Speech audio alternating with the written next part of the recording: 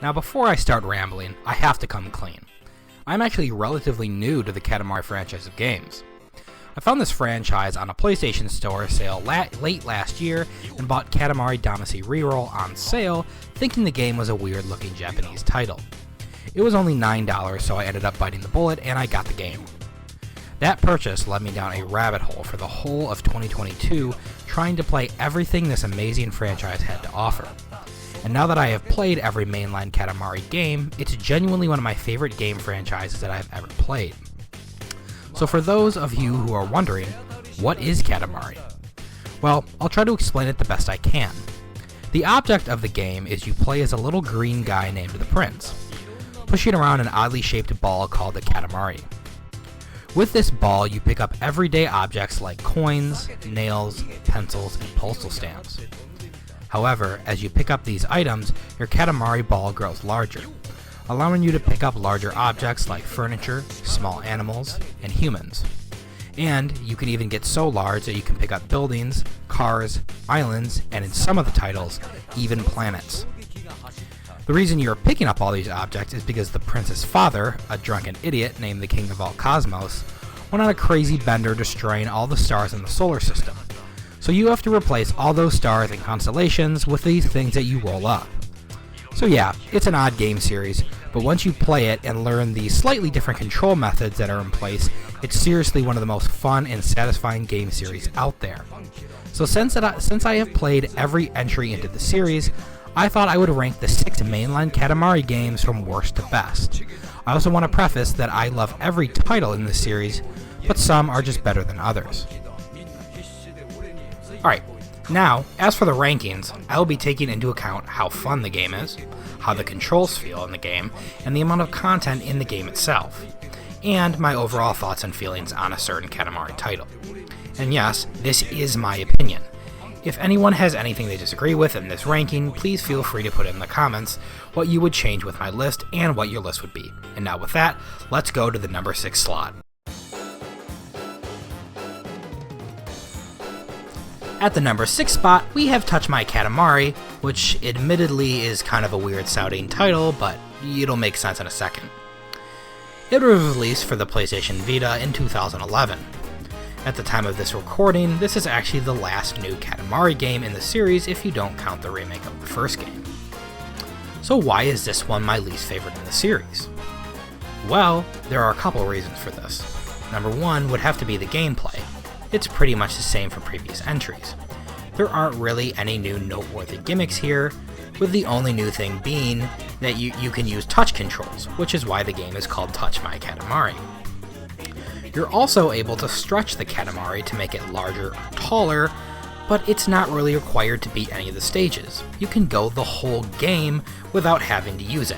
It's fun, but not necessary. Number 2, this is by far the shortest in the series. I beat it in an hour and a half, which only took one play session. Now you might say this is because it's a handheld game. Aren't these games usually bound to be shorter? However, the other handheld Katamari game that's on this list is a much longer game that clocks in at around 8 hours long. And number 3 would be that the levels are just not that memorable.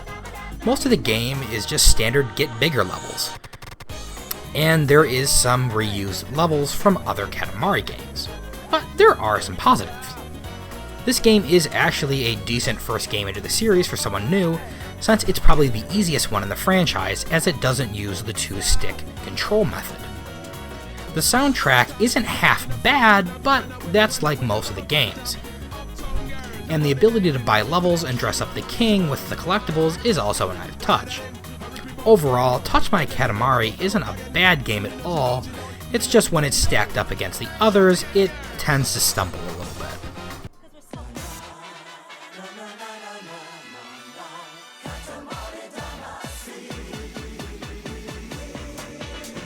Now, at our number 5 spot, we have Me and My Katamari.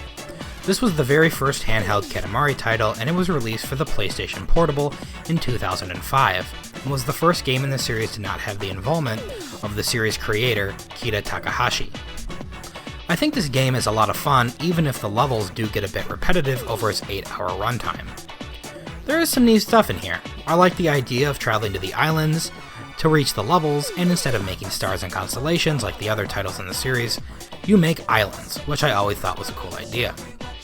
The level where you have to collect houses and other objects to fuel a spaceship is also really cool, and a neat idea that they should have used in other Katamari games. And it being portable is super nice, so you can take it wherever you go. However, there is one large problem with this game.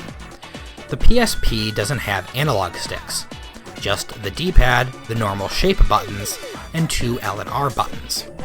So the game can't be controlled how it was usually controlled on console with the dual analog stick control method.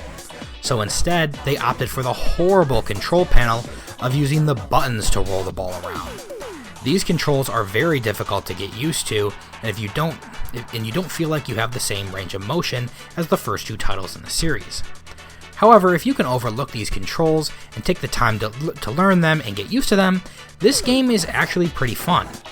Also, for the most part, it has all original levels, which I actually wasn't expecting when I played it for the first time, and was a nice surprise. Another downside of this game would be that it doesn't really have an original soundtrack. All the music is taken from the first 2 titles, which is not a bad thing at all, since Katamari Damacy and Relove Katamari soundtrack is unbelievably amazing. But it would be nice to have some more original music. There are a couple original songs, like the end credit song, and some other menu music throughout the game, which is nice. Other than that, if you have a PSP and can find this game for relatively cheap, I would recommend picking it up. It's a fun one. And if you know how to emulate, I guess do that too, but I'm not going to tell you where to get that stuff at. Alright, let's move on to number 4.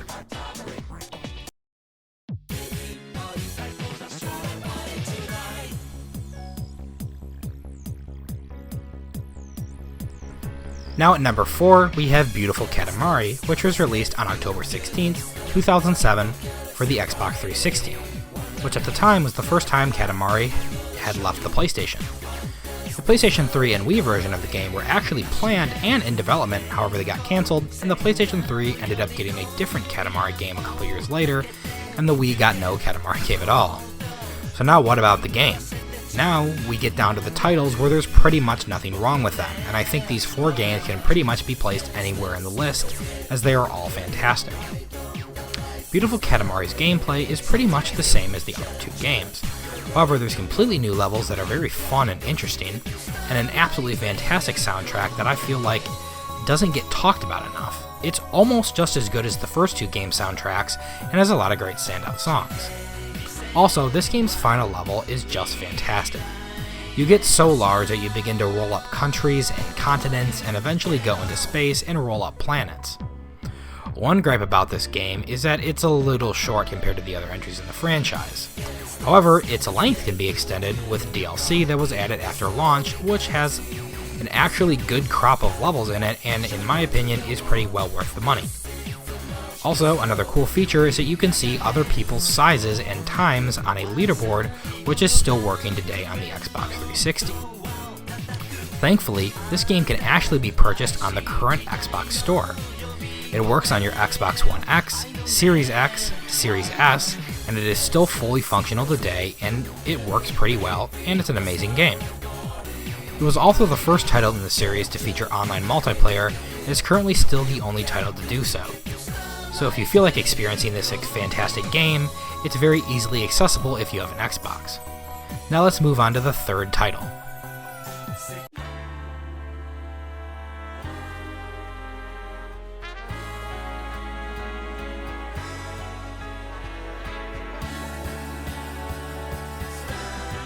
In 3rd place, we have Katamari Forever, which is a compilation title that was released in 2009 for the PlayStation 3.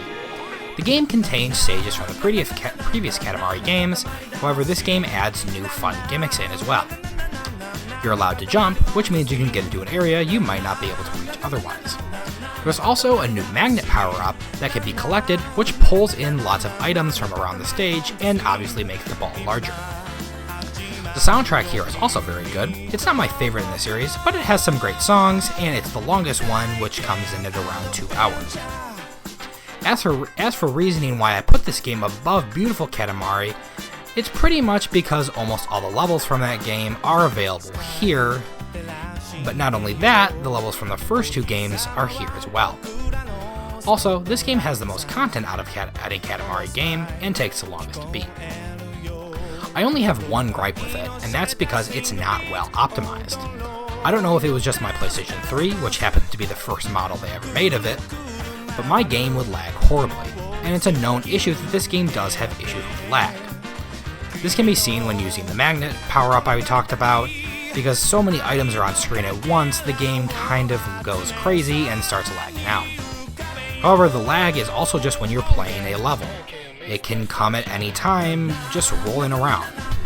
Again, it's not a huge gripe, but it's definitely something I took into consideration when I placed this game on the list. Like I said about Beautiful Katamari, this game actually lacks the online multiplayer that was in this game, but still has the online leaderboard, which is still nice. This is a fantastic Katamari game due to the fact that it pretty much has everything the series has to offer up to that point. However, I think the next two titles in the series are just so good that they're able to stand on their own. Let's go to the number 2 spot.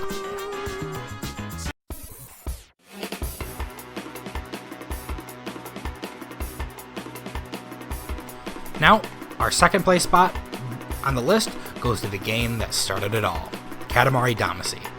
The game was released on PlayStation 2 in March of 2004 in Japan and September of 2004 in America. The game also received a remaster in the form of Katamari Damacy Reroll in 2018 for the PC, Xbox, PlayStation 4, and finally, for the first time, a Nintendo console, the Nintendo Switch. I'm including Reroll in the number 2 spot as they're pretty much the same game. There's not a lot of differences between the two. But this game is just so replayable. Its levels are so classic, whether it's Make a Star 4, Make a Star 8, Make Taurus, or the classic final level Make the Moon. There's so much fun to be had with the first game. I think simplicity is one of the things that I like when I talk about this game. You load up the game, pick a level, and play. It's that simple. And we can't talk about Katamari Damacy without talking about its soundtrack, which is notorious for being one of the greatest video game soundtracks ever released. The music in the game doesn't even sound like video game music. It genuinely sounds like something that would be released as normal music in Japan. Also, the progression in this game is absolutely fantastic. Each Megastar level, the goal is bigger and bigger. You go from needing to make something 10 centimeters, then 30, then something that's 30 meters tall. The final level, you need to make something that's 300 meters around. It's really satisfying form of progression that I don't think a lot of games have. And I really don't have any gripes with the game. I can't think of a single thing wrong with it or a single thing I didn't like. Sure, the controls are a little confusing for new players, but learning the controls are so much fun, and when you master the controls and can complete a level way faster than what the timer gives you to complete it, it is all the more satisfying. However, the number 1 game on our list takes what the first game did and does it even better.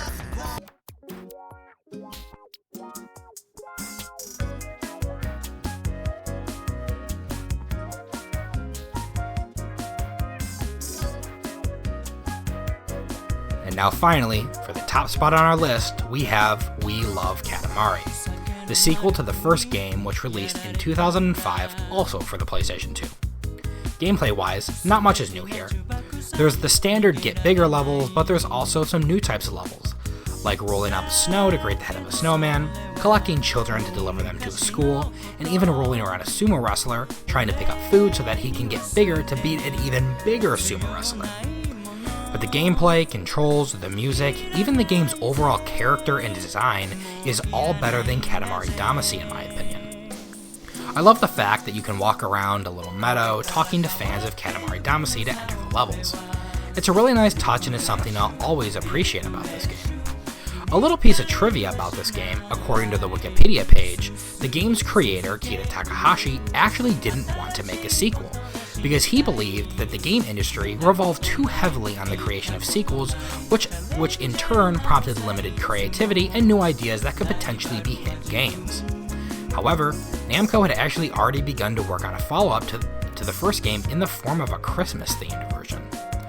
When Kita discovered this, he agreed to work on the sequel and create something completely new. But this game is just so much fun.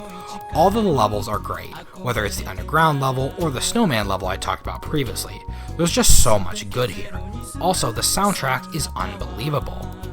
It contains one of my favorite video game songs ever, Bluffing Damacy, which is playing in the background right now. And, as of this video, Bandai Namco has trademark properties for a We Love Katamari Reroll remaster, a lot of re's, which is so awesome and well overdue. If you ever have the opportunity to play this game, I would seriously recommend it. It is so much fun and endlessly replayable and introduces some very fun and interesting new ideas and levels. In my opinion, We Love Katamari is the best the series has to offer.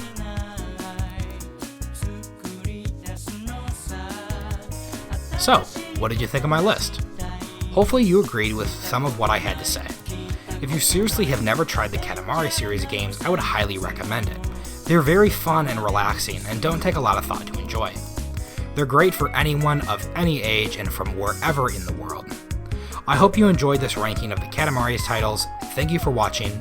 Bye bye.